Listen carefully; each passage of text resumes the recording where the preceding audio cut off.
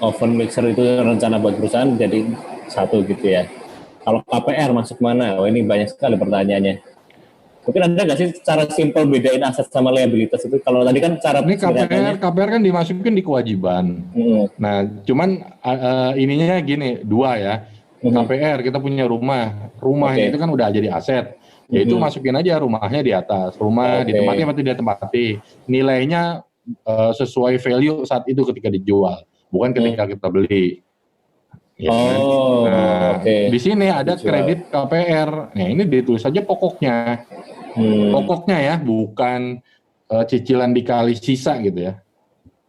Pokoknya aja. Pokoknya, oke. Misalnya kita 10 juta dikali 30 bulan lagi kan 300 juta tuh. Padahal kan sebenarnya pokoknya mungkin 200 juta aja gitu. Yang Oke. ditulisnya pokoknya. Pasti Oke. ada tuh KPR dapat e-statementnya kan. Hmm. Termasuk mobil masih nyicil gitu, motor masih nyicil gitu. Nah ini makanya di sini nanti bisa kelihatan nih kekayaan bersihnya gitu. Kayak mobil misalnya, kita udah nyicil Pajero 1 tahun gitu ya. Hmm. Secara pokok masih banyak, padahal ketika Hmm. harga udah drop gitu. Nah Hmm. itu memungkinkan juga, sehingga ya tadi banyak yang bilang kita ya beli mobil langsung otomatis harganya turun kan, jadi lebih miskin sedikit.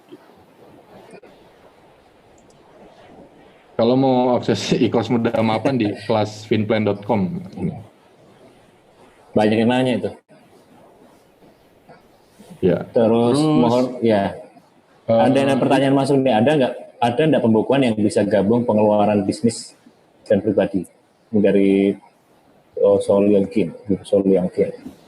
Ada nggak pembukuan yang bisa kalau gabung? aplikasi mungkin ada ya, tapi menurut saya jangan digabung sih, harus Hmm, dipisah. oke, tetap harus dipisah ya. Entitasnya beda, dua-duanya gitu. Keluarga personalnya harus aman Hmm, kita, karena ngomongin bakal ngaruh ke kehidupan personal kita. hmm, Nah kalau bisnis itu untuk di awal itu harus agresif, hmm, karena kan ngejarnya yang high risk high return kan, ngejarnya di hmm. high returnnya. Kalau ini digabung-gabung berantakan biasanya. Oke, Ya nggak banyak sih, ya mungkin 80% lah UMKM gagal di tahun satu karena masalah itu. Ya kan bukan Mas Nofri? masalah ya, betul betul. Iya, ya kalau kalian ngerasa punya chance sebagai 20%-nya ya monggo gitu. Tapi kalau saya udah ngelihat beberapa pengusaha yang udah gitu, rata-rata berantakan sih di tahun ke-1 keduanya gitu. Minimal Oke, akhirnya dia nggak bisa berkembang. Karena ketika ada peluang, ada kesempatan, project atau pesanan besar, dia nggak bisa ngakses dana tuh, entah dari bank atau bahkan dari investor. Karena berantakan gitu, laporan keuangannya, pembukuannya. Itu sih. jadi bahkan masih kecil pun harus, justru karena masih kecil ya harus, Karena masih mumpung masih kecil, masih gampang, gampang. masih Ini juga gampang. nih teman-teman, kalau asetnya masih cuma 10 juta, 20 juta, karena masih kecil. Gitu. Ya justru karena masih kecil harus dibiasain. Ya Gitu. karena emang bener yang dibilang ya, finansial itu kan soal habit ya, soal karakter, kebiasaan, perilaku, behavior gitu kan. Kalau sekarang kita behaviornya misalnya kita aset baru 10 juta gitu, aku masih kecil, untuk pendapatan masih kecil, nanti aja kalau udah gede. Nah nanti kalau udah gede pun nggak akan terbiasa mencatat. Dan mungkin kalau nggak terbiasa mencatat, sampai nanti pun nggak akan gede-gede juga. Iya. Nah ini ada pertanyaan juga nih, ini mumpung masih bahas ini ya.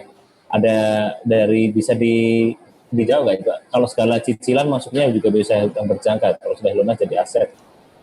Iya, enggak. Maksudnya dari sekarang juga udah bisa jadi aset. Kan dua. Hmm, Yang kita cicil kan ketika kita beli, kita dapat aset, kita dapat hutang gitu. Kalau kita belinya hutang, ya enggak?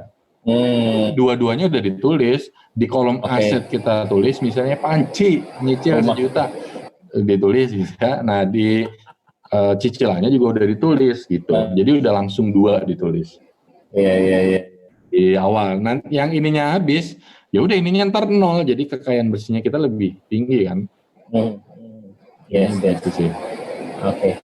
Jadi kayak Ya, rumah tadi itu ya, ada aset dihitung, tapi juga kewajiban juga dihitung. Ya.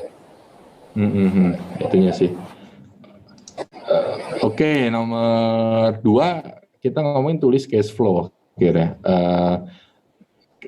setelah tadi ya kekayaannya neraca saldo kalau di perusahaan itu wajib ya, sebenarnya di keluarga juga wajib harusnya. Kedua kita tulis cash flow, ini kewajiban selesai, akhirnya kita bikin cash flow. Nah kalau di sini udah aku bedain Anda pasangan ya. Tadi kalau di aset harusnya sih aku bikin kolomnya 2 juga biar nggak bingung gitu ya. Kayaknya kayak penghasilan misalnya ada penghasilan bulanan, ada tahunan, ditulis gaji, bonus, mungkin nanti THR atau dividen atau kita punya properti disewain tulis. Ada itu bulanan. Nah terus juga tulis juga pengeluaran gitu. Pengeluarannya ditulis. Ini contohnya ada kurang ini ya, aku share yang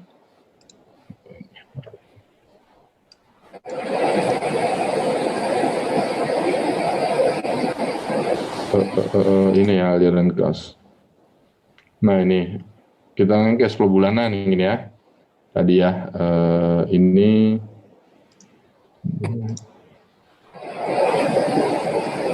sosial kita bikin nih porsi-porsi pengeluaran nih kayak sosial, zakat, infak, sedekah, sedekah kita memporsikan katakan 10%. Nanti di sini kita lihat totalnya berapa persen gitu. Terus angsuran hutang, tabungan investasi, biaya hidup, ART, keamanan, internet, pulsa, listrik, terus transportasi jangan lupa bensin, tol, parkir, transportasi umum lainnya gitu. Ini parkir yang sering banyak bocor mungkin karena ngasihnya cash kan lupa-lupa gitu. Terus untuk anak, terus pengeluaran pribadi. Nah ini cash flow bulanan dan kita juga jangan lupa kita punya cash flow tahunan. Kalau penghasilannya biasanya cuma THR kali ya atau bonus ya. Tapi buat pengeluarannya lumayan. Kita ada pengeluaran hari raya, ada zakat, fitrah, zakat mal, biaya mudik, kurban. Kurban juga nih termasuk harusnya disiapin ya. Terus ada THR, ada babysitter dan lain-lain. Terus pajak, juga kalau ada punya mobil, motor, semuanya juga ada. Terus kartu kredit, sekolah anak, mungkin liburan, premi asuransi dan lain-lain. Ini step keduanya gitu. Masih dalam bab ngisi Excel. Mikir-mikir, nah, ajak istri gitu kan, terus atau ajak pasangan maksudnya, terus diomongin baik-baik. Ya karena kalau nggak baik-baik bisa salah ya. Bisa, iya. Kayak kemarin teman-teman udah mapan ada yang nyoba langsung berantem sama istrinya. Itu gimana sih waktu ceritanya nih? Kayak merasa dituduh gitu ya atau gimana ya? Iya kan kayak ya cerita kayak yang kemarin kita pengeluaran buat apa aja sih gitu kan, aku biasanya kan ngasih kamu 20 juta nih gitu. Terus ya itunya buat apa aja gitu. Terus, hah, kamu mau audit aku gitu kan. Iya, ini aku gitu. Enggak, ini kita lagi buat nyusun gitu kan. Iya. Ya suka-suka aku lah mau pakai apa berapa gitu. Akhirnya ada 3 tuh yang ini yang curhat, terus akhirnya berantem. Ada yang salah ini. Terus ya udah akhirnya ya udahlah nggak usah ngomongin ke belakang, kita ngerencanain aja ke depan. Pemutihan ya, Iya, budget yang ini ngisi gitu. Ini isi Anda berapa, pasangan berapa gitu. Iya. Ya ngasih orang tua kan beda-beda nih. Iya. Kamu ngasih orang tua kamu berapa, ngasih orang tua aku berapa gitu. Ini juga kalau ini kan juga lumayan hadiah, kondangan. Ini juga kadang ada kalau di kampung tuh ya sebulan bisa 4 kondangan, sekali 100, 400.000. Orang tuh banyak yang pusing tuh biasanya. Iya, benar. Nggak berasa soalnya kan kalau di musimnya ya. Terus ada angsuran juga, cicilan istri berapa, suami berapa, kita obrolin baik-baik. Tabungan, biaya hidup kan masing-masing punya gitu ya. Gitu sih. Nah ini bisa diisi dengan data-data yang kemarin. Kita tadi evaluasi dulu tuh keadaannya kayak gimana gitu. Kalau udah di ininya nanti kita cash flow-nya bisa dibagi. Misalnya suami doang yang kerja, berarti kan uang suami, habis itu istri dijatah. Nah dikasih duit berapanya tuh diakatkan, kayak misalnya gaji 10 juta, yaudah dikasih ke istri 7 juta. 7 juta itu kamu pakai untuk sosial, untuk biaya hidup gitu ya, anak apa gitu. Nah yang aku sebagai suami cuma megang 3 juta, itu kemungkinan dipakai untuk misalnya gym kah, shopping atau apa gitu. Itu harus diobrolin. Gitu. Banyak juga yang perlu Step diisi. keduanya ya. Oke, ada yang mau tanya dulu? Ini Mungkin kapan-kapan perlu kelas komunikasinya kali ya, khusus ngomonginnya. yang ininya ya. Tapi harusnya ya kalau udah saling mengerti ya bisa. Kan nikah harusnya udah saling mengerti deh. Nah betul. Biasanya bawanya sensi sih ya kadang karena nggak percaya gitu. Defensif ya.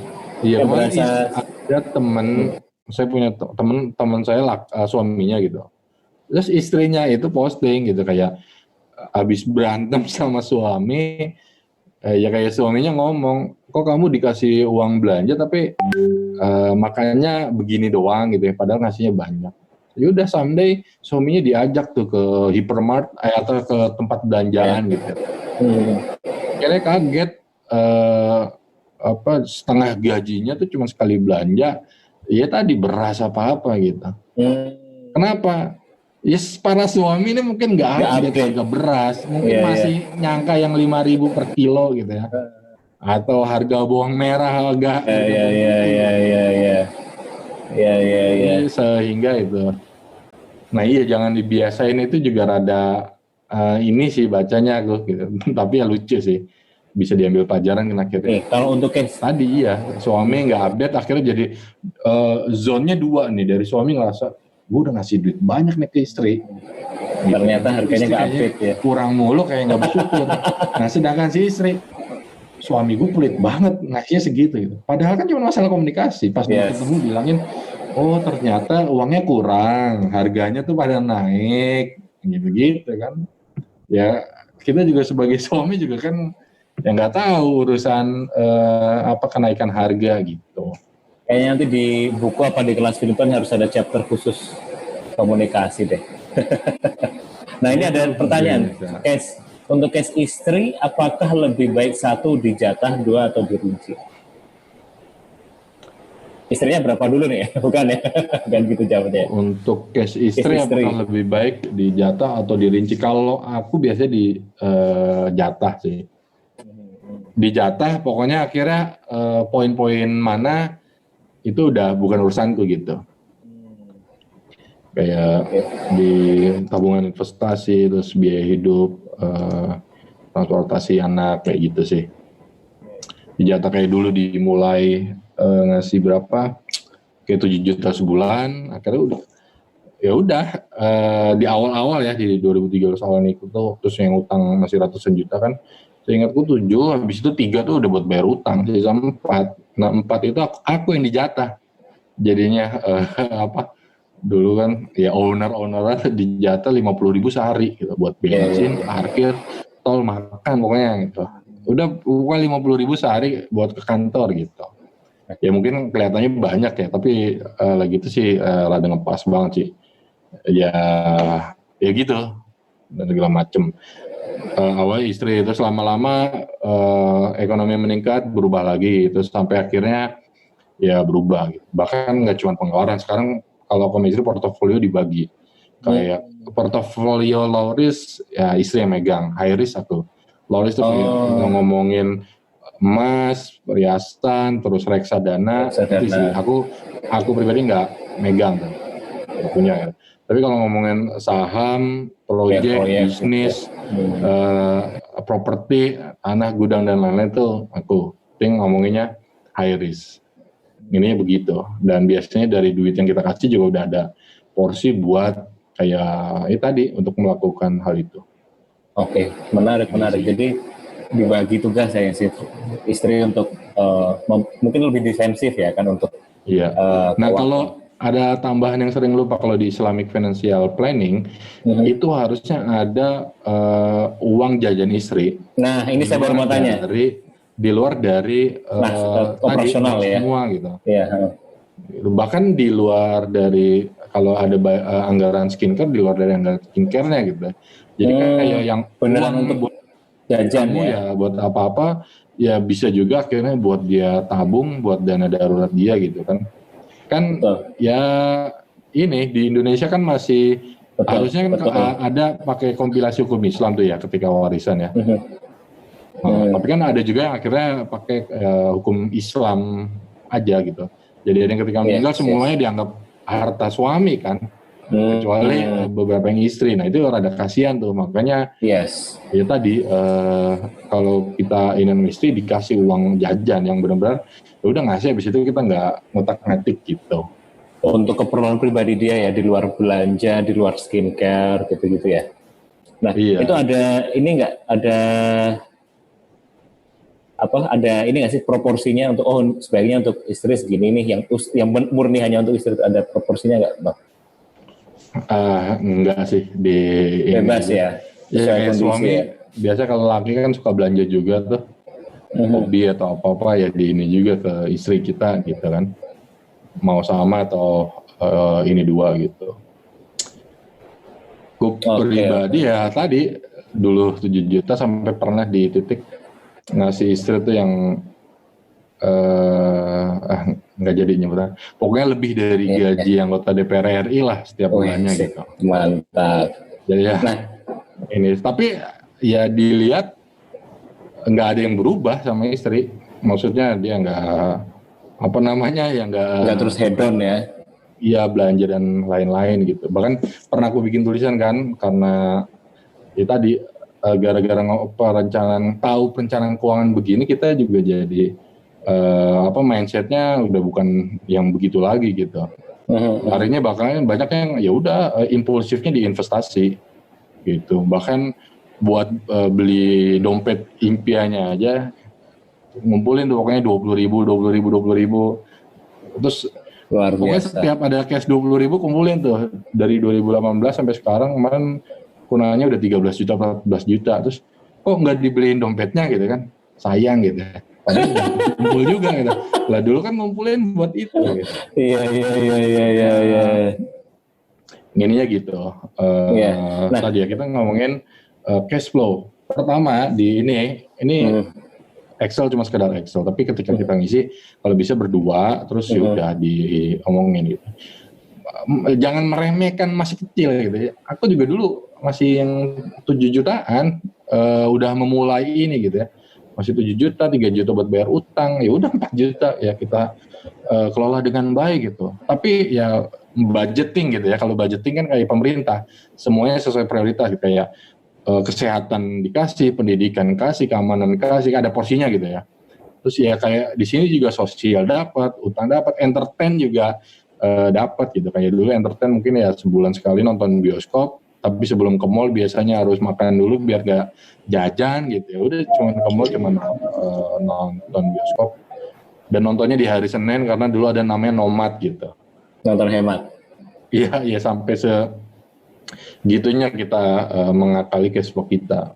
Ya alhamdulillah ketika ekonomi membaik, originalitasnya nggak hilang sih, masih ya tetap biasa aja. Makanya tadi Mas Bondan bilang kalau diomongin pengeluaran tahunan saya buat budget rumah tangga, kalau menurut data kemarin sih cuma 2% dari total pengeluaran gitu. Ya 2-10% lah. Takutnya ntar kayak ini banget gitu. Kayak hemat banget gitu ya. Iya. Nah, ini tadi saya teringat ini agak santai aja ya malam ini ya Coach ya. Mas G. Jadi ikut-ikut manggil coach gara-gara ada manggil coach jadi ikutan manggil coach nih. Teman saya itu tadi saya kayak cerita teman saya. Jadi dia itu kan suka ngasih budget, ya boleh, saya ngasih budget istri khusus yang tadi itu hanya untuk sangat-sangat keperluan pribadi istri, nggak terus mau ditabung mau diapain. Nah, terus kata dia, kenapa kamu kayak gitu? Saya tanya kan, karena dia berharap gini, kalau dia nyenengin istri nanti rezekinya digampangin gitu. Oh gitu. Terus gimana? Oh iya ya. Oh iya, kata dia sih memang sejak rajin ngasih budget tertentu untuk istri tadi, emang selalu ada jalan rezeki gitu ya. Terus saya tanya, oke, kalau itu kan pas bagus, kalau pas pahit-pahitnya gimana? Kalau misalnya kayak pas keuangan terbatas, terus kamu harus bayar utang, tagihan, macam-macam. Misalnya tadi ya 7 juta ya, 7 juta terus dia terbiasa ngasih istri 3 juta gitu misalnya hanya untuk istri. Nah, suatu saat kamu cuma tersisa cash 5 juta atau 4 juta gitu. Itu kamu gimana milih ngasih budget istri, menafkahi sedekah istri biar dapat rezeki atau apa pakai rasio ini yang emang harus bayar utang dulu nih. Ya udahlah aku bilang bayar utang terus istrinya dikurangi dulu gajinya. Oh gitu. Nah, kalau Mas Gisa sendiri gimana sih sebenarnya kalau dengan budget tadi memang benar harus pakai rasional ya, bukan yang kayak udahlah aku kasih banyak yang istri biar nanti dapat rezeki banyak atau gimana? Ya ketika kita sayang istri, someday istri bakal sayang ke kita ketika dibutuhkan gitu. Kayak dari awal aku nikah tuh udah pola pikiran tuh kayak udah dinasihatin bahwa ada hadis nabinya bahwa wanita itu datang bersama harta. Jadi kunci kesuksesan laki-laki itu ada di wanitanya. Maksudnya, jadi ketika kita bisa ngebahagiain dia, itu harta tuh bakal datang. Tapi ketika kita akhirnya menyakiti, terus bahkan sampai yang selingkuh atau zina, itu kan langsung hukumnya itu otomatis salah satunya tuh harta langsung kekunci gitu. Ini dari aku sebelum nikah tuh udah di ini tuh gitu. Jadi ketika itu aku pede, masih bangkrut, masih ini, ya udah kita go ahead aja nikah gitu. Karena orang nikah biasanya dikasih rezeki, terus ketika kita bisa membahagiakan pasangan kita dikasih jackpot. Jadi pegangan ya. Jadi waktu masih bangkrut pun sudah ngasih budget khusus untuk istri ya waktu itu ya? Budget khusus istri enggak sih. Ya itu istri yang ngasih budget ke aku. Istri yang ngasih budget ke aku kan. Pokoknya ya itu dulu kan ibaratnya udah owner bisnis kan waktu bangun Ramesia, udah punya karyawan. Ya udah terus ya cuman dijatah sama istri 50.000 sehari gitu. Ya harus nurut gitu. Di saat laki-laki lain baru ngapain tuh kok jadi kayak takut istri gitu. Enggak, karena istri lagi itu aku didik gitu kayak pokoknya kamu harus belajar personal finance atau family finance. Nih ada 3 buku kamu baca, kalau ada ini ikutin gitu. Aku bisnis berantakan karena keuangan. Aku nggak mau keluarga kita nanti berantakan karena keuangan gitu. Kita harus bisa gitu. Makanya istri duluan tuh Mas yang belajar finansial literasi. Dia yang ikut dulu ada QM, ada Aidil Akbar, Liquina gitu. Dia dulu baru kenalin ke saya, baru akhirnya saya belajar. Dan sampai 2020 kemarin ini juga nggak saya share. Ini cuma emang buat personal saya sama keluarga dan perusahaan aja, ya kan? Makanya baru yang kemarin di bulan Mei bikin udah mapan, akhirnya baru saya diminta teman-teman keluar dong, share nih, banyak yang orang nggak tahu gitu kan. Betul. Sini oh iya benar banyak banget, bahkan diajak collab sama Aksoro, kita 1 juta keluarga Indonesia cerdas keuangan gitu kan. Udah siap gitu. Bisnis itu nggak selamanya di atas. Bahkan ketika naik akhirnya ya aku nyolek istri gitu. Ini lagi yang aku bilang ya 2017 kan drop nih kita gitu kan, butuh banyak duit gitu. Akhirnya kaget kayak istri, yaudah nih cairin aja emasnya gitu. Oh yaudah berapa emasnya?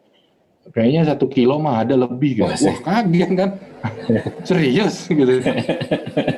Ini gitu kan dikasih langsung ya tadi gitu kan. Iya. Kita ngasih budget, habis itu ya istri yang ngelola. Ketika kita butuh akhirnya ya udah istri ngasih gitu kan. Akhirnya udah nih pakai aja buat likuidasi perusahaan gitu kan. Ya biasa kan ada bisnis di saat-saat jatuh. Ya udah gitu. Jadi akhirnya bisa survive lagi tuh 2017. Pas survive ya dibalik-balikin lagi, kembaliin dan segala macamnya. Luar biasa nih, keren banget, mantap. Kok jadi ini ya ngomongnya rada ngebosenin. Gak apa-apa ya. Sorry kalau rada ngebosenin nih. Enggak, lu belum justru ini belum pernah disampaikan di sesi lain kan. Live belum. Iya. Ini mungkin Mas Gesa terhipnotis pertanyaan di sini jadi kebuka banyak ya. Iya, tapi banyak membutuhkan. Oke, jadi wah, ini ibu-ibu langsung pada seneng nih dengerin ini. Oh tuh Pak, makanya bahagiakan istri. Oh, asik. Iya, iya. Mantap. Ya, karena suatu saat pasti kalau pengusaha ya bisa berbalik gitu kan. Akhirnya kita Iya, iya, ngikutin iya, iya.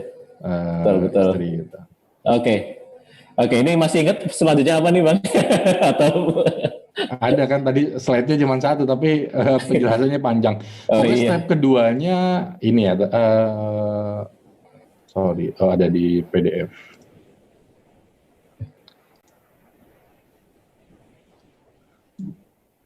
Nah, step keduanya ini ditulis cash flow.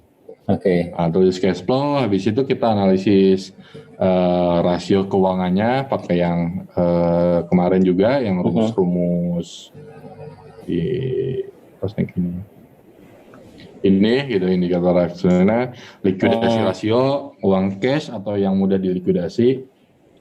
Jadi pokoknya uang likuidasi kita dibagi pengeluaran bulanan. Terus ada saving ratio, solvency ratio, debt to service ratio, dan debt to asset ratio.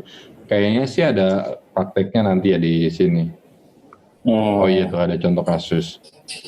Terus keempat kita bikin, oke, hitung kebutuhan dana darurat. Gimana Mas? Nah, ini tadi ada pertanyaan masuk kedua. Kan kita sudah ada budget. Nah, itu ini perlu nggak masih bikin mencatat pengeluaran hariannya gitu, tanggal 1 aku pengeluaran ini, padahal sudah direncanakan di awal. Perlu nggak sih itu? Terus yang kedua itu dulu, yang kedua adalah kapan kita tahu, oke, ini dengan kondisi keuanganku yang sekarang aku aman nih untuk ngutang gitu. Ada dua pertanyaan itu. Oh kalau Pertama adalah perlu nggak sih nyatet pengeluaran harian, kan kita udah budgetin di awal, perlu nggak sih gitu? Entah mungkin pakai aplikasi, pakai jurnal tangan gitu atau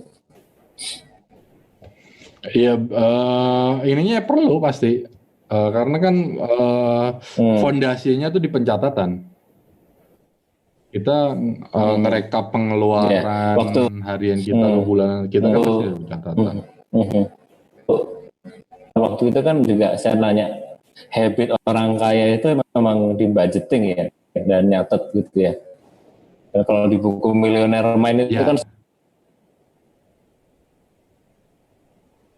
tadi Bang, yang soal kapan kita tahu kalau hutang ini kita ngomongnya ini dari saving apa di debt terus ini salah, debt to service ratio. Ini typo, bukan 5% tapi 35%. Jadi kalau kita iya, cicilan kita harus di bawah 35% dari pemasukan. Jadi kalau kita 10 juta, kita cicilannya 10 juta maksimal 3,5 ya. Ya, jadi ketika di kita 3 juta, udah kita udah stop, nggak usah nyicil. Tapi kalau kita nggak ada cicilan, boleh kita nyicil, tapi tadi batasnya 30%, 35% lah. Gitu. Jangan maksa. Banyak orang maksa sampai ngerekayasa, biasanya ngakalin kayak KPR gitu ya. Akhirnya nanti ke belakangnya perlu nggak kalau kayak gitu, perlu kita kalau mau ambil gitu, atau yang penting gimana kalau kita mau ambil cicilan tadi itu loh, kan tadi secara angka rasio maksimal 35% kan. Tapi ada nggak sih syarat lain biar kita aman, kayak misalnya mau ambil KPR tadi itu, misalnya kalau kita mau ambil KPR yang segini, paling enggak harus punya dan darurat dulu, atau paling enggak kamu harus kurang dari 35% nih gitu. Jangan-jangan masih ada pertimbangan lain nih biar, karena kan utang kan apa ya, kadang ini nih, berarti kita ngomongnya main rule sebelum masih ada servisnya.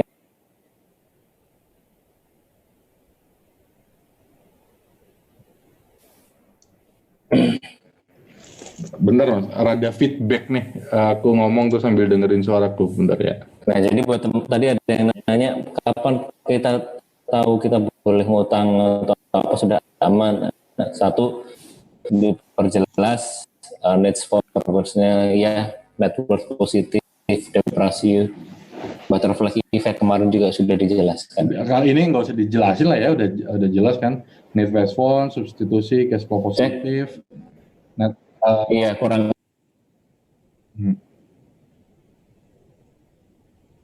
Iya, kemarin cek halo koneksi. Kok banyak putus-putus? Kayak ada. Oh iya ada. Sekarang putus-putus tadi masih putus-putus ya ada. Sekarang putus-putus tadi masih aman. Oh, ya ada. Udah belum?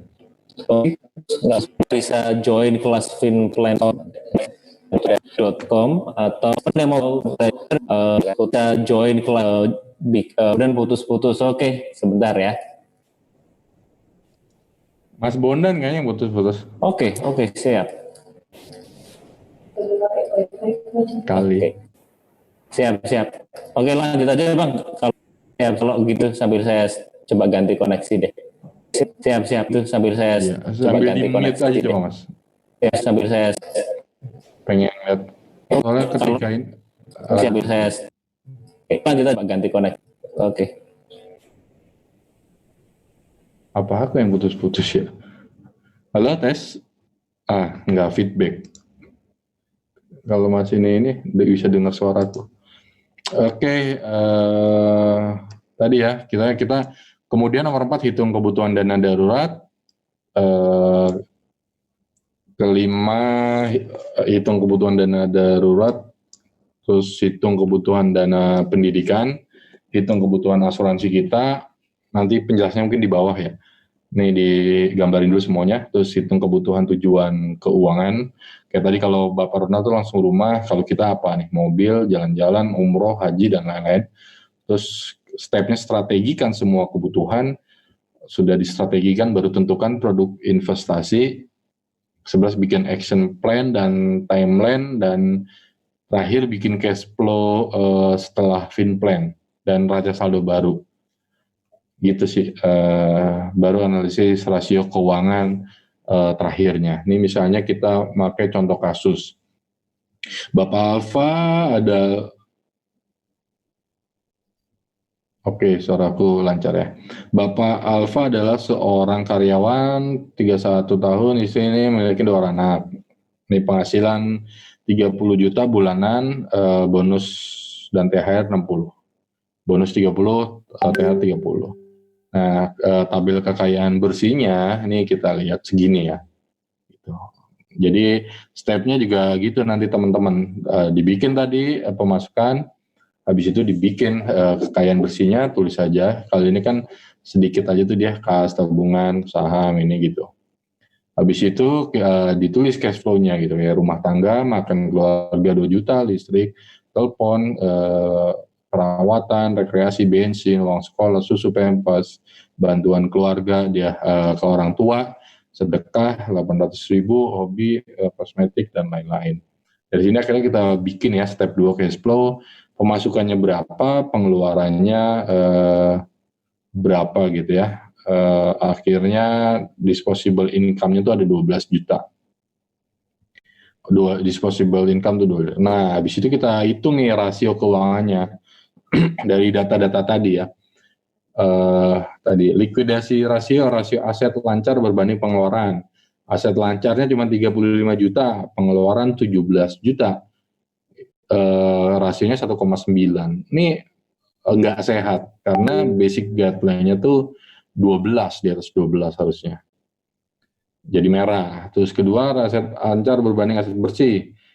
Nah, aset lancarnya 35, net worth-nya 430 juta, rasionya 8%. Ini juga nggak sehat, harusnya di atas 15%. Gitu. Ini termasuk financial check up. Financial check up-nya tuh di sini. Kayak teman-teman lah, ngecek darah, gula darah. Kalau gula darahnya 100, berarti sehat, normal. Kalau di atas 300, berarti udah diabetes gitu. Ya kurang lebih gini, harusnya di atas 12, tapi di bawah, berarti sakit. Bahkan jauh di bawahnya. Rasio aset investasi berbanding net worth. Aset investasinya segini, net worth-nya segini, data-datanya ada yang di atas ya, dari dua tools kita. Tools cash flow dan tools ini. Terus rasio kewajiban berbanding aset, rasio kewajiban berbanding pendapatan, dan rasio tabungan bulanan berbanding pendapatan. Kegambar lah ya pokoknya, kita akhirnya bisa menghitung rasio keuangan kita bisa melakukan financial check up sendiri gitu. Nah, step keempatnya kita hitung dana darurat. Keluarga Bapak Alfa terdiri dari 4 orang dengan pengeluaran per bulan 17 juta, berarti kebutuhan dana daruratnya adalah 3 dikali 4 orang dikali 17,76. Jadi kebutuhan dana daruratnya itu 213 juta. 213 juta. Jadi, nah nanti teman-teman langsung bisa dihitung. Ini 3 yang rumus sih. Jadi 4 nih tanggungan, kayak di rumah berapa orang. Kalau jomblo berarti 1 orang. Ini udah nikah 2 orang. Anak 1 3 orang. Anak 2 dan ke atas 4 aja tulis. Maksimal 4 aja. 213 juta. Nah, step kelimanya akhirnya kita hitung dana pensiunnya dihitung. Kayak kemana udah lah ya, cara ngitung dana pensiun kan, pokoknya gitulah. Akhirnya sampai nanti kita kebutuhan, oh ini dia nih. Sekarang usianya 31, dia rencana pensiun umur 57, waktu sebelum pensiun masih 26 tahun lagi. Nah ini life expectancy-nya 80 tahun gitu, pede banget weh. Terus masa pensiunnya berarti 23 tahun. Biaya hidup sekarang 12 juta. Ini tadi 17 juta karena ada biaya untuk anak-anak juga ya. Jadi kalau ini yang udah 12 juta yang kira-kira bersih nanti ketika dia rencananya biaya pensiunnya 80%-nya 96, berarti kebutuhan investasi bulanannya dia 685.000 per bulan. Ini nanti yang kita tulisnya, berarti 685.000 nih. Dia harus tabung bulanan untuk dana pensiun. Kita hitungin juga step ke-6-nya dana pendidikan. Kalau yang belum punya anak, nggak usah. Ini saatnya ketika kita anak lahir gitu ya. Anak udah lahir, baru tuh udah start dihitung. Anak 0 tahun. Kita nanti rencananya mau di mana, mau PAUD kah atau langsung TK atau langsung SD. Itu nanti dihitung. Terus mau di negeri kah atau swasta gitu. Kalau negeri tetap disiapin. Ini kalau ini negeri semua dan uang pangkalnya lumayan kecil sih, 1 juta, 2 juta, 2 juta gitu. Tapi kalau kita ngomongin swasta mungkin kayak udah 30 juta, udah 20 juta kayak gitu. Ininya gitu ya. Terus sama nih anaknya 2, jadi dihitungin dua-duanya gitu ya. Periodenya, biaya saat ini, biaya nanti, sampai muncul investasi bulanannya. Investasi bulanannya segini. Jadi sebulan harus 1,8 juta per bulan untuk Caca dan untuk Caca Cantika gitu. Untuk Dini Cantika 1,1. Udah berapa tuh? 1,8 berarti udah 3 juta gitu ya. Gitu. Jadi nanti di belakang kita rekap semua. Terus kita butuh asuransi nggak gitu. Asuransi kan ada 3 sih ya asuransi. Ada yang ya udah asuransi apa aja boleh. Ada yang cuman asuransi syariah ngikut MUI. Ada yang pokoknya apapun nama asuransinya, mau syariah mau dari rekomendasi MUI haram gitu. Ya boleh. Gitu. Tapi yang penting konsepnya itu harus ada bahwa asuransi ini maksudnya adalah perlindungan kita gitu. Jadi kita sudah nyiapin uang ketika nanti misalnya kita udah bikin rencana keuangan nih, tapi nggak tahu nih umurnya kita sampai kapan gitu sebagai bapak ekonominya gitu. Jadi sebagai tulang punggung lah, sebagai tulang punggung gitu ya yang punya duit. Nah itu di backup sama asuransi, ininya begitu. Nah ini dihitung nih kebutuhan asuransinya berapa gitu. Kayak kalau ini dia dari human life value. Maksudnya ini pengeluaran per bulannya 12 juta, pengeluaran per tahunnya 144. Nah, usia anak terkecil 3 tahun, usia anak dewasa 22. Ini dua-dua kayak kira-kira kalau udah dua-dua kan anak udah lulus kuliah udah bisa cari kerja sendiri kan. Akhirnya tugas kita sebagai orang tua udah selesai gitu. Tapi kalau mau tulis 20 boleh atau 18 kayaknya udah SMA udah bisa ditebar aja lah gitu kan. Nah, itu boleh gitu. Tinggal waktu yang dibutuhkan berapa, terus ada nih kebutuhan asuransinya segini nih. Oh, 2,7 gitu. Atau baru nanti kita beli asuransi dengan UP 2,7 uang pertanggungan. Jadi kita beli asuransi berdasarkan kebutuhan dulu, bukan berdasarkan apa tawaran dari telepon gitu. Apalagi teman kita nggak butuh asuransi atau nggak butuh asuransi berapa tahu telepon nih pokoknya kalau lu meninggal lu dapat 500 juta gitu. Emang kita butuh asuransi 500 juta gitu. Ya itu sih. Makanya 9 dari 10 orang Indonesia tuh salah dalam membeli asuransi. Yang jahatnya, salahnya yang paling jahat, yang diasuransiin tuh anaknya. Jadi kalau anak lu meninggal, orang tuanya baru dapat duit gitu. Buat apaan asuransi? Iya, benar. Itu salah nama pemegang polis, penerima manfaat aja udah salah. Iya. Benar ya. Ini mah gue ngarepin anak gue meninggal gitu kan. Padahal ya enggak ini ketujuan tadi. Asuransi jiwa, terus asuransi kesehatan. Nah, mau ngomongin asuransi, ini ada pertanyaan. Ada nggak sih, Mas Gesa, asuransi untuk usia 60 tahunan ke atas gitu? Bisa ada ya? Jadi cari, cuman emang biayanya lebih mahal. Oke. Kalau expected return belum pernah dengar ya, tapi feeling juga ada sih. Pasti ada ya. Expecting return yang sesuai profil resiko, iya. Kalau agresif moderat berapa gitu. Ada iniannya sih. Oke. Siap. Asuransi jiwa, jangan lupa juga asuransi kesehatan. Kalau asuransi kesehatan kan BPJS tuh udah semua tuh ya. Nih ntar habis ini kalau ada yang mau nanya ya di asuransi pas kesehatan gitu. Kayak aku nih orang tua sakit-sakitan tuh setahun lah. Gula awalnya terus akhirnya ke ginjal terus kayak gini dan ya lumayan gitu. Tapi akhirnya kita pakai BPJS. BPJS, tapi kan ada duit. Jadi pokoknya saya BPJS kelas 1 saya naikin terus ke VIP. Jadi VIP-nya dapat, biayanya murah gitu. Jadi bayarnya kalau nggak salah cuma 25%-nya kah atau 20% gitu. Jadi ini harusnya kalau kita normal itu bayarnya atau di angka 75 juta, lagi itu cuma 16 juta sekian gitu. Kalau mau pakai asuransi swasta juga boleh. Kalau aku pribadi ada asuransi swasta, tapi udah hampir 5 tahun nggak pernah ngeklaim gitu. Ya karena alhamdulillah sih sehat terus, jadi alhamdulillah. Biasanya kalau ada asuransi perjalanan aku pakai juga. Biasanya kalau lagi mau keluar negeri sih. Kalau keluar negeri kan rada repot tuh. Kalau terjadi kenapa-napa kan mahal.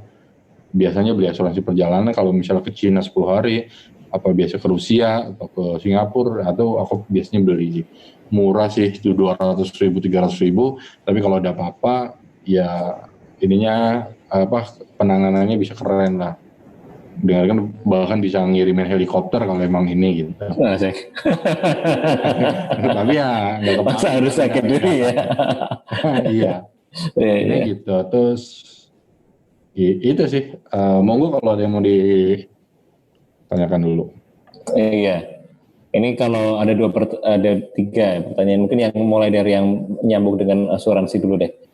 Dari Sandri Fajar, asuransi yang cocok untuk keluarga, untuk kesehatan keluarga sebagai jaminan seperti di perusahaan. Ini gimana ya? Paham nggak Mas Gesa ini maksudnya nih? Perlu. Dari Sandri Fajar. Kalau nanya produk sih aku nggak bisa ngasih jawaban ya. Rekomendasi produk. Untuk kesehatan keluarga sebagai jaminan seperti di perusahaan. cari aja sih. Cuman kalau asuransi aku nyaranin pure kalau mau beli. Tadi kalau ngomongin step, asuransi itu tujuannya apa? Proteksi gitu. Jadi jangan sampai digabung sama investasi. Jadi kalau aku pribadi silakan nyari, tapi jangan beli unit link sih. Gitu. Ya unit link buat orang-orang yang males belajar investasi aja gitu. Jadi kalau mau ya proteksi sendiri, investasi sendiri. Kalau unit link kan kamu dibeliin produk proteksi dan asuransi gabung gitu. Tapi sayangnya gimana? Karena banyak hidden cost-nya, bahkan mungkin sampai 30% gitu. Jadi misalnya kamu bisa beli, harusnya kan misalnya punya 1 juta, 300.000 buat premi asuransinya, 700.000 bisa beli reksadana atau saham gitu kan per bulan. Tapi kalau unit link dengan bayar 1 juta, benefitnya 300.000-nya di premi, 300.000-nya di ini, 400.000-nya hidden cost gitu. Jadi banyak ininya, nggak kekejar ininya gitu. Belum lagi kayak penalti kan, kayak cicilan aja gitu dipaksa 10 tahun bayar mulu. Winsika tuh mau open mic tuh dari tadi. Oh iya, sebentar. Oh iya, mau tes materi. Komedi. Iya. Oke. Sebentar ya, silakan Mbak di unmute Mbak Winsika. Masih ada kok kesehatan murni, maksa mintanya. Karena sebagai agen mereka lebih dapat banyak dari ini unit link macam-macam ya. Masih Kak Bondan. Aku bisa ngasih rekomendasi agen asuransi kepercaya, dia Finplan juga gitu. Tapi kalau ngasih rekomendasi produk nggak bisa. Oke, silakan Mbak. Iya, Coach. Aku mau tanya, bijak nggak kalau kita tuh memulai bangun brand saat kita masih punya utang? Karena kan aku kadang bingung tuh fokusnya. Misalkan mau fokus nyicil hutang, ternyata penghasilan kita tergerus buat buat iklan, buat lain-lain. Karena bangun brand kan journey-nya nggak sebentar. Nah, kalau misalkan aku nggak promote, omsetnya juga nggak cukup buat nyicil gitu. Pertama, kalau strategic debt management tuh kita ngomong restrukturisasi hutang. Jadi intinya tuh keterbukaan. Sampaiin aja, datengin ke bahkan pihak bank pun bisa di restrukturisasi gitu. Ke pihak bank atau ke investor, ke teman, ya ceritain aja keadaan gitu. Kayak waktu aku utang 295 juta dan sekitar 150 jutanya ke dosen, ya aku datengin gitu. Mahasiswa utang sama dosen 150 juta, terus gagal. Habis itu aku datengin. Duitnya hilang Pak, dibawa kabur sama orang keuangan pabrik gitu kan. Terus ya udah nggak ada duit lagi, terus cash flow juga nggak ada. Tapi saya masih muda, saya yakin saya bakal jadi orang sukses. Suatu saat duitnya bakal dikembaliin Pak gitu. Ya saya minta ini aja kepercayaan Bapak yakin nggak sama saya gitu. Tapi kalau nggak yakin mau penjarain saya sekarang ya udah gitu, saya siap. Itu ya ini aku gitu. Nah terus ya sampai sekarang setiap ada masalah hutang dan segala macem ya aku jabanin. Beberapa hari lalu ya aku kontak ke investor, ada investor yang masukin dananya hampir 1 miliar, terus bilang karena COVID kan langsung ya udah aku jelasin begini tapi insya Allah 2021 aku punya rencana A B C D, jadi kemungkinan besar bla bla bla bla. Oke, bro gitu kan, no problem, gak ada masalah gitu. Bahkan ada investor lain invest di proyek perumahan gitu kan, udah cuman 30 menit doang nge-zoom satu one by one, gimana sih ceritanya kok telat gitu kan, oh begini oh gitu. Ya udah tinggal ngasih tahu aja gitu kan. Terus apalagi nih yang bisa dibantu, ya malah akhirnya nawarin bantuan ininya gitu. Nah aku nggak tahu kasusnya Mbak Sika, tapi tadi pertama kita harus restrukturisasi ya, kita berhutang aja, kita maksudnya ya sudah meminjam hak orang lain kan, jadi dia juga berhak kita kasih tahu, akhirnya kita datengin, kita sign gitu. Ada web namanya amalan.com, itu kayak semacam startup gitu ya buat bantu masalah, tapi kalau sama pihak lembaga perbankan gitu ya. Bahkan sambil jalan juga saya dikasih banyak masukan sama teman-teman, kalau misalnya bermasalah sama bank udah nggak bisa ini, pakai aja YLPKI gitu, Yayasan Perlindungan Konsumen Indonesia gitu. Dan kemarin aku make gitu, ada make. Jadi ada perusahaan, aku udah nggak di situ, tapi dia minjem lagi itu pakai aset pribadiku gitu. Aduh, sangkut-sangkut nih. Akhirnya yaudah ya PLKI. Jadi akhirnya bank juga mau nyita nggak bisa gitu kan. Ya kita berdiri di ini hukum. Bahkan teman yang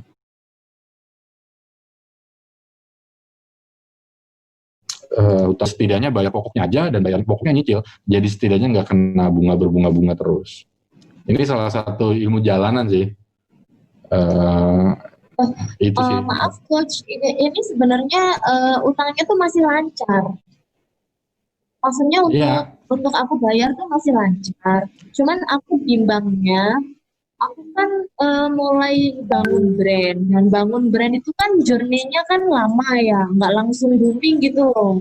Nah itu kok aku bingung antara mau bangun brand apa mau ngalihin maksudnya cari bisnis lain aja yang lebih simpel untuk cicil hutang, apa kekeh bangun brand ini tapi nyicilnya jadi nggak fokus gitu loh coach. Yeah. Nah, bangun brand ini nggak tahu bangun brand atau tadi marketing performa, apa performance marketing gitu ya. Kayak soalnya kalau ngiklan itu udah ngomongnya bisa jadi performance marketing. Maksudnya ketika kita ngiklan 100 juta, kita udah langsung dapat hasilnya gitu kan. Itu kan udah otomatis gitu kan. Bahkan kalau perlu kita butuh banyak profitnya, kita gede juga. Malah itu bisa dilakukan. Tapi kalau tadi pakai brand, berarti kita ngomonginnya bisnis plan. Kayak bikin namanya proyeksi keuangan. Kayak ini kita setahun ke depan ngeluarin berapa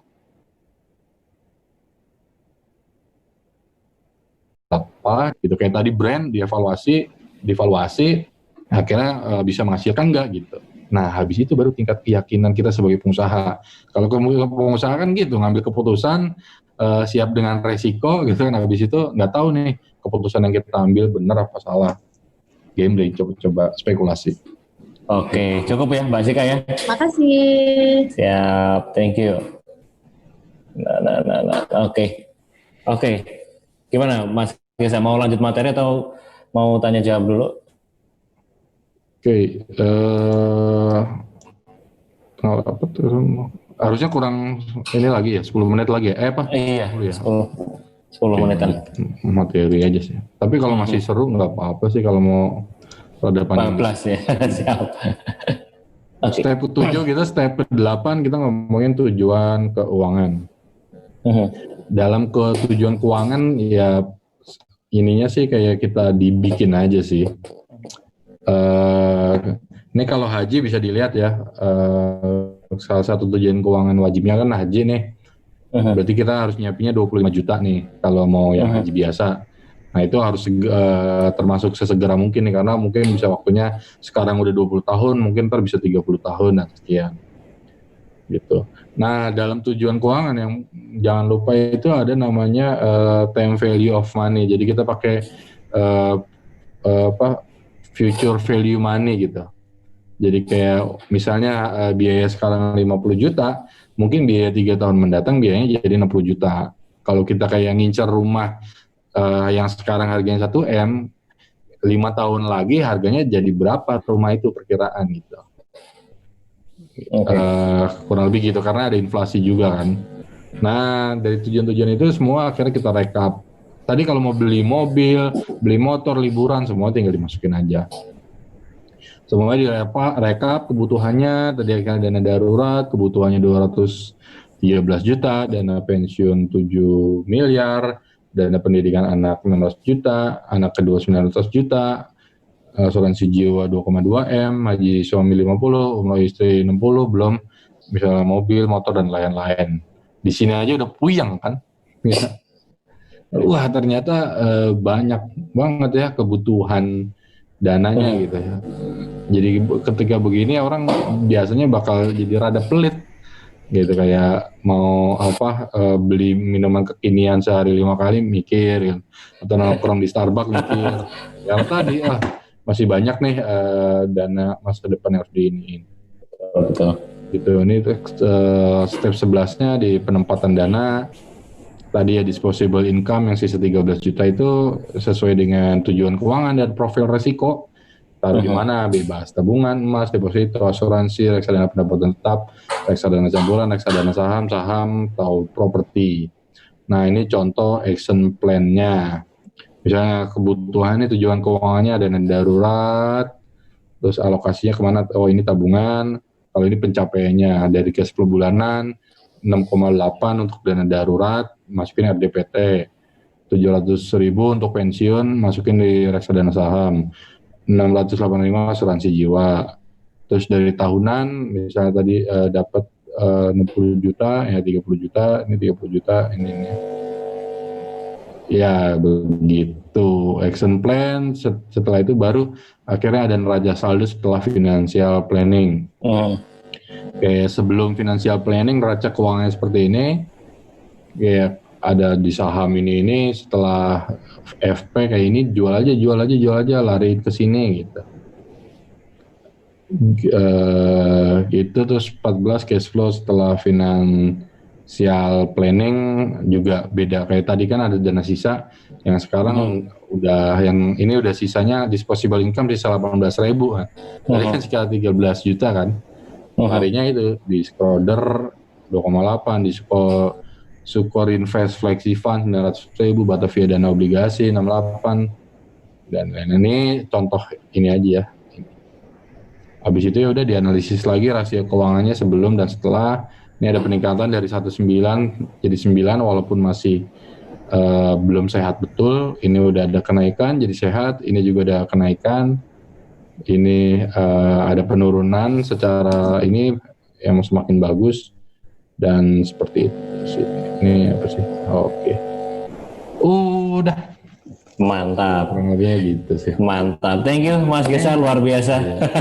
Sengaja dicepet-cepetin biar yang mau ini ntar ikut di kelas FinPlanet. Oh iya, mantap. Iya, yes.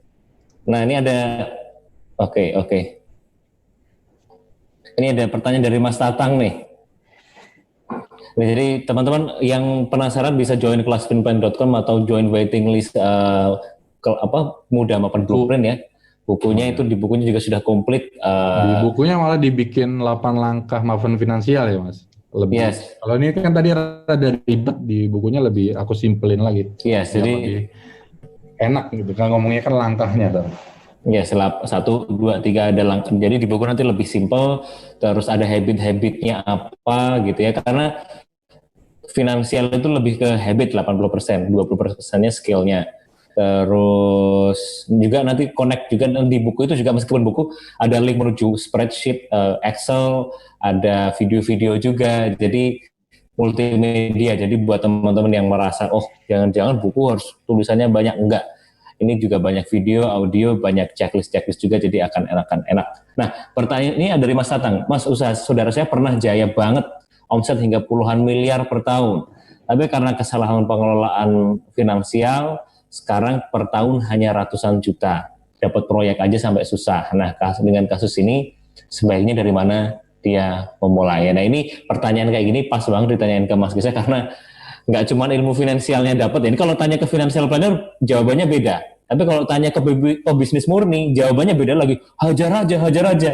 Kalau ke financial planner ya dihitung dulu. Tapi kalau ini makanya cocok kalau Mas bisa ditanyain kayak gini, karena selain fin planner juga ada background pengusaha. Jadi benar-benar jawabannya jalanan banget. Proven lah. Ini gimana Mas Gesa kalau kasusnya kayak gini nih? Sebaiknya dari mana dia mulai, maksudnya ini saran buat kakaknya gitu ya? Buat saudaranya nih, atau Mas Tatang mau open mic juga kan? Mau nanya langsung? Ini langsung kita kan? Iya Mas. Silakan. Kasusnya itu gimana biar jelas? Kebetulan saya juga kan punya usaha gitu. Kebetulan kalau saya kan dari awal jadi pengelolaan keuangan usaha cukup baik gitu. Tapi kakak saya waktu itu tiba-tiba anjlok gitu. Ketika saya gabung suruh ngikutin gitu ya, suruh memperbaiki keuangan, saya jadi bingung gitu. Ini dari mana dulu untuk memperbaikinya? Apakah keuangannya dulu gitu, atau mungkin ya intinya karena saya ngeliatnya kesannya dari keuangan, kemudian kan berimbas ke yang berikutnya ya, ada manajemen yang salah dan lain sebagainya. Nah saya jadi agak bingungnya sebaiknya itu memperbaiki keuangannya dari mana gitu. Itu sih Mas. Oke. Gimana Mas Kisah, sudah terbayang? Oke, ini jadi nanti jawabannya ini disampaikan ke kakaknya Mas Tatang gitu ya. Soalnya saya sekarang gabung di manajemennya, minta di. Oh gitu, pakai harus menyamarkan identitas gitu ya. Baru kebuka Ya, sekarang. Ya, buat kita semua pelajaran sih bahwa kita udah prepare for the worst gitu ya. Jadi kalau kenapa Finplan ini ada juga kayak ya tadi kita nanti kaya gitu kan, terus kita harus belajar ilmu biar tetap kaya. Jadi jangan sampai kayak cerita orang-orang, wah dia dulu kaya ya, termasuk dulu omsetnya puluhan miliar dan lain-lain. Nah kalau untuk ini pertama kali, kalau tadi memang kesalahannya di uang dan manajemen aset, bisa jadi itu gitu. Tapi menurutku sih kayaknya nggak sesimpel itu ya. Jadi yang pertama dilakukan mungkin kayak financial check up perusahaan gitu. Financial check up perusahaan dilihat betul nih, dan mungkin butuh pihak ketiga ya buat ngelihat nih, kayak nganalisis sebenarnya permasalahan utama di perusahaan ini apa gitu, atau jangan-jangan SDM-nya gitu, atau emang beneran manajemen keuangannya seperti apa gitu. Pokoknya jangan sampai salah kita nentuin penyakit gitu, karena bukan kita yang kadang nentuin penyakit, yang nentuin penyakit kan dokter. Nah ini kita juga harus ke dokter bisnis gitu. Kayak saya pun pernah ada perusahaan sakit gitu kan, saya nggak bisa tuh nganalisis, karena nganalisisnya jadi ngira-ngira dari pendapat orang dalam. Oh ini begini nih gitu, dikejar nggak ini begini. Terus ketika saya akhirnya ngobrol gitu ya, banyak ya sama para mentor, termasuk salah satunya Kang Riza Zakarias tuh yang owner Syamil Quran, ya banyak diskusi, ngobrol-ngobrol, terus dia bilang gini gitu kan, oh mungkin ini nih gitu. Akhirnya kayak yang nggak kebayang gitu, oh ternyata selama ini nyangka penyakitnya ini, padahal penyakitnya yang lebih dalam lagi ini gitu, karena tadi cuman kayak simptom-simptomnya gitu. Jadi ketika kayak kita rumah hujan karena genteng bocor, kita nggak cuman setiap saat ngepelin lantai yang basah terus, tapi kita langsung perbaiki gentengnya gitu. Kalau itu kan kayak wah ini bocor langsung dibersihin, habis itu selesai, tiba-tiba hujan lagi bermasalah lagi. Jadi saran saya pertama kali ya dilihat benar-benar sih akar permasalahannya gimana. Yang kedua yaitu tinggal diselesaikan dengan penuh keberanian. Keberanian gimana? Banyak pengusaha yang takut dalam mengambil keputusan. Mungkin kayak misalnya harus pivot, harus pindah model bisnis, atau mungkin yang rada-rada susah, banyak orang harus mencat orang gitu ya, harus mencat pegawai gitu. Itu keputusan-keputusan berat. Tapi keputusan-keputusan berat itu harus diambil sama para pengusaha. Biasanya kalau diundur-undur bakal makin bermasalah. Kayak gitu sih ininya. Kalau tadi sesimpel, kesimpulannya pengelolaan uang manajemen, mendingan nyewa jasa auditor dulu tuh, dicek lagi semuanya. Karena sering banget orang beda tuh antara pembukuan sama asli gitu. Kayak aku pernah ada di pembukuan inventory kayak stok mesinku tuh ada 5 miliar. Tapi ternyata pas kita stok opnam dicek-cek lagi gitu, ternyata cuma ada 3 miliar gitu. Kayak yang 2 miliarnya hilangnya juga nggak jelas, hilang bertahap kah, dalam waktu kurun berapa tahun gitu. Dan itu ya lumayan menyakitkan gitu. Waduh, mau nyalain siapa gitu, karena yang udah gede banget gitu, karena mungkin satu hilang. Di setiap stok opnam ada gitu, tapi barangnya nggak pernah ada. Ya mungkin juga teman-teman juga harus dicek tuh inventarisir lagi gitu, dibikin skema stok opnam mungkin per hari Sabtu atau per minggu atau bahkan per hari kalau ini gitu. Ya Mas Bonan, salah satu perusahaanku dulu iya di buku keuangan aset banyak gitu, terus inventory 5 miliar. Pas akhirnya masuk, wah ini kok tapi duit kita kayak berasa kurang terus gitu. Udahlah total tuh stop aktivitas hari apa akhirnya stok opnam seluruh cabang. Nah 3 miliar. 2 miliar gimana ya? Terus yang lain juga pada angkat tangan kan. Kepala cabang masuk dan keluar gitu. Nggak tahu Pak, saya udah terima datanya dari kepala cabang sebelumnya gitu. Oke.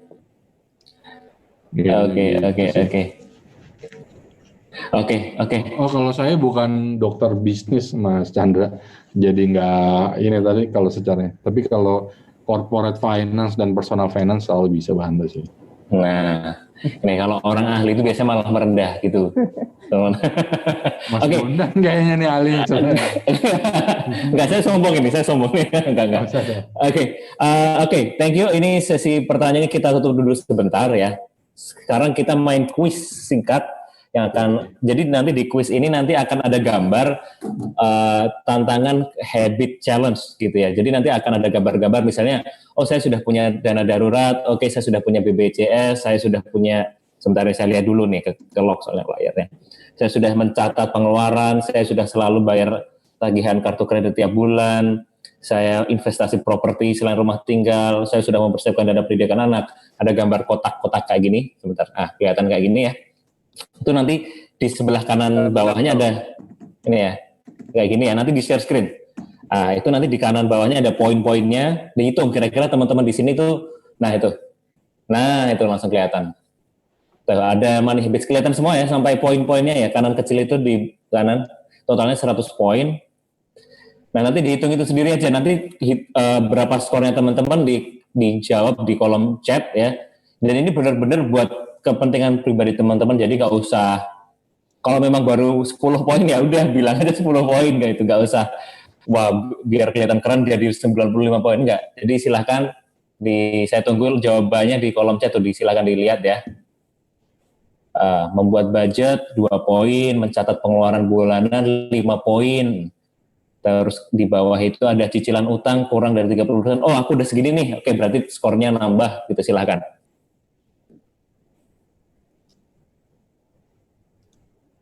Oke.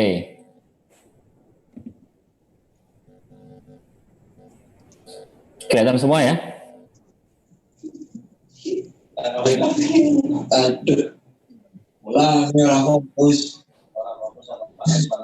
Ini ada yang bocor, oke, nggak apa-apa.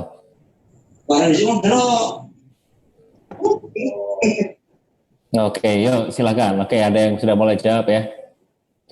Kelihatan ada budget berapa, pengeluaran berapa. Oke. Nah nanti kalau di sini misalnya kesulitan melihatnya, nanti akan saya kirim di Telegram mungkin ya, biar bisa kelihatan. Nah sekarang berikutnya ya Mbak Rida. Nah sekarang ini kuis tadi udah, oke, nah ini coret-coretnya dihilangi. Ini ada beberapa versi cover ya, beberapa versi cover mudah mapan blueprint. Ini silakan dipilih, silakan voting ya. Ini saya minta bantuan teman-teman. Oh ada yang 61, ada yang skornya 47, 54 baru pada masuk nih skornya, sorry. 54, luar biasa. Ya, keren. Berarti ini teman-teman di sini, ada yang 25, good. Bentar Pak, di back dulu. Ke poin dulu deh, poin. Oke, 15. Nah, ini Kang Dar jujur banget nih. Jujur atau merendah nih 15. Oke, good. Ke 72. Oke. Ya. Wow, Mas Ferdi 90, gila luar biasa. Oke, 56 luar biasa. Ini baru pada masuk angka-angkanya nih. Skornya ini oke, good. 88, wah ini angka cantik. Oke. Nah, thank you. Nah, habis ini saya akan tunjukkan beberapa versi cover untuk bukunya Mas Kisah yang terbaru. Saya minta pendapatnya teman-teman. Pilih yang mana. Jadi nanti yang sebelah kiri adalah angka 1, yang kedua adalah, yang kanan adalah nah ini silahkan dilihat, ini versi satu versi nih, Satu dua versi, silakan dipilih kira-kira which one yang lebih menarik buat teman-teman, lebih seru. Oke, yang kiri apa yang kanan ya? Yang satu apa dua? Kiri itu angka 1 ya, yang kanan itu angka 2. Nah, oke, 1. Oh, 2 ini cari berbeda. 2. Oke, 1 fix. Wah, 1 aja mau order. Oh, mantap. Kalau pilih dapat kopi free. Wah, ini mental gratisan, jangan. Oke, stop dulu. Back dulu, Mbak. Back dulu. Oke, stop. Oke. Ronde 2 ini ya, ronde 2. Ini saya masih ada satu versi lagi. Jadi buat udah mapan itu saya kasih yang benar-benar bagus-bagus. Jadi cover aja ada banyak pilihan. Nah, ini pilihannya bagus. Ini ada, saya ceritain bentar ya Mas Gisa ya. Kemarin ini kita diskusi ini pakai fotonya Mas Gisa apa enggak ya gitu ya. Oh ya pakai aja deh gitu-gitu. Nah, akhirnya tapi biar nggak terlalu kayak motivator banget, kita bikin yang sketsa. Nah, sketsa versi pertama itu sudah saya tunjukkan ke Mas Gesa. Katanya, wah ini nih diedit yang biar lebih kekinian. Akhirnya mukanya ini udah kayak Han Jin Pyong ini kayaknya, udah kayak artis-artis Korea ini. Silakan tunjukkan Mbak Rida, Pak. Oke. Mirip apa enggak? Oke, teman-teman. Oke, ini versi yang mana nih? Kanan apa kiri? Ya, kanan apa kiri? Kanan tuh yang biru, kiri tuh yang orange ya. Kanan tuh yang biru, kiri yang orange. Kanan biru, kiri orange. Oke, kanan. Itu lehernya kepotong kiri. Gitu, Mas. Nanti ya juga ya. Kiri, kanan debat. Wah, kanan. Oke. Thank you luar biasa. Tepuk tangan buat kita semua. Oke, saya dapat insight nih. Nah, yang punya wajah protes.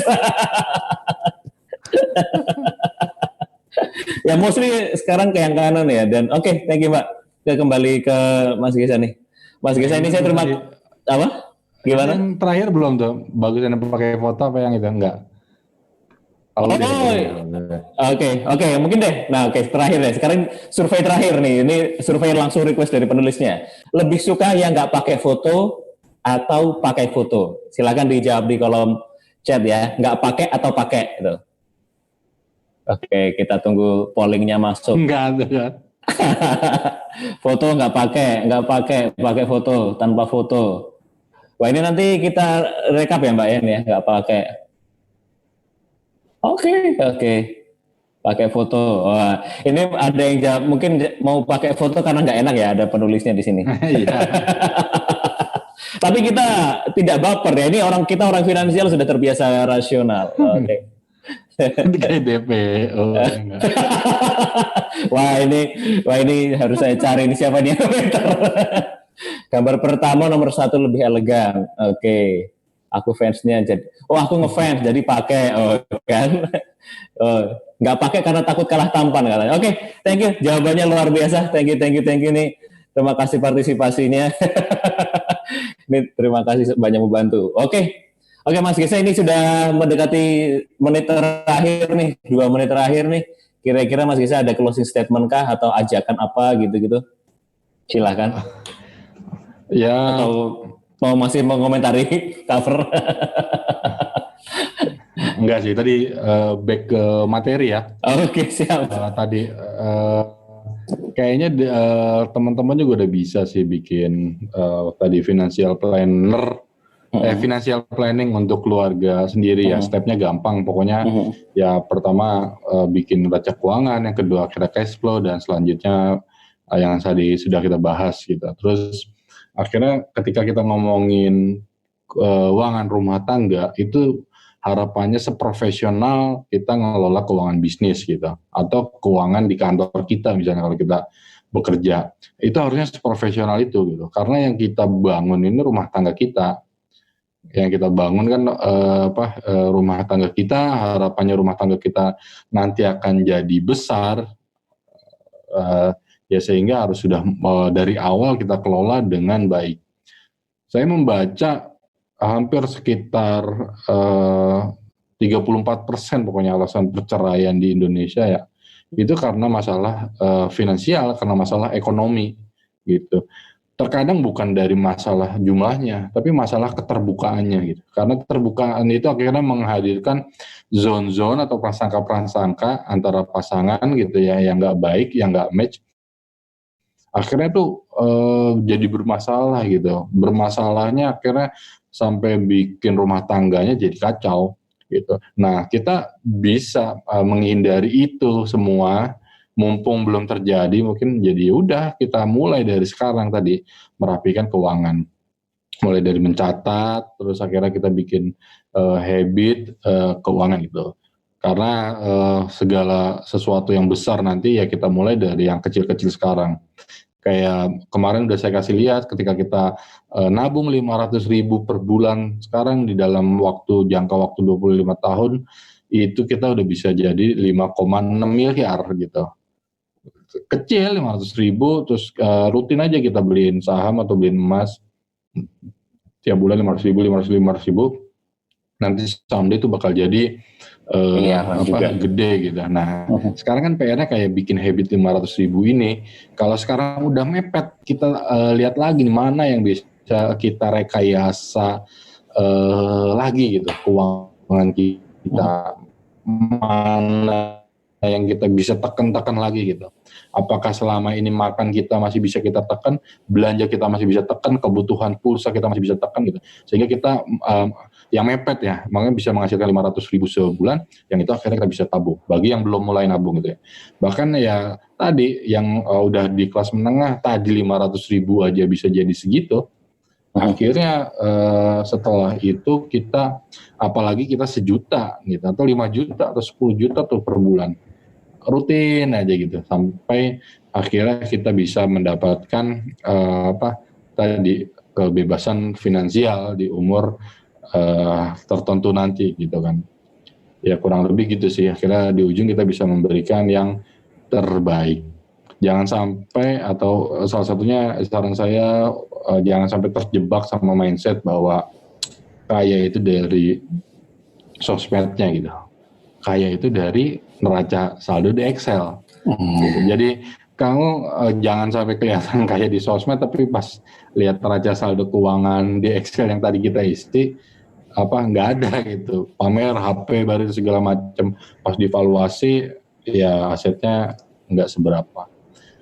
Gitu aja sih dari saya. Semoga menjadi masukan, walaupun banyak yang nggak paham, lupa. Banyak yang paham. Yang penting perasaan saya sampaikan ke teman-teman gitu ya, bahwa pengen nih teman-teman banyak yang akhirnya melek keuangan, mulai ngerapiin keuangan, akhirnya ya bisa menjadi keluarga-keluarga mapan. Gitu Mas Bondan dari saya. Terima kasih. Oke, beri aplaus yang paling meriah buat Mas Gesa nih. Open mic-nya di jangan coba unmute bentar. Oh, biar denger. Oh, iya. Thank you Mas Gesa. Terima kasih. Terima kasih juga buat teman-teman yang sudah menonton pada malam hari ini. See you. Terima kasih. Oke. Bye. Assalamualaikum warahmatullahi wabarakatuh. Oke. Bye. Warahmatullahi wabarakatuh.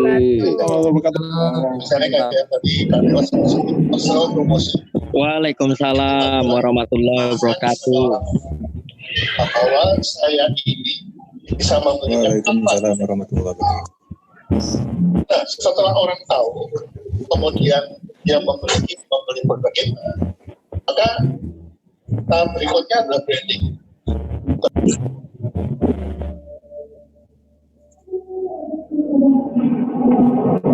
Tunggu bukunya, Mas Gesa. Oh, iya nih, terima kasih Mas Gesa. Siap, Pak Idi. Matur suwun Mas, suwun. Terima kasih.